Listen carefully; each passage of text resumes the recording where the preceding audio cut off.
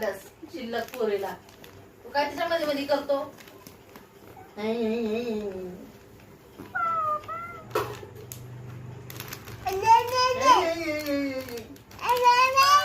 बोलती नुसतं बावळट सारखी. तुझे मूर्ख पागल.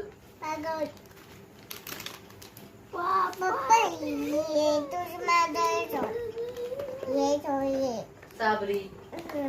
पापा मेरी जान. पागल पोरी अभ्यास करू लागली.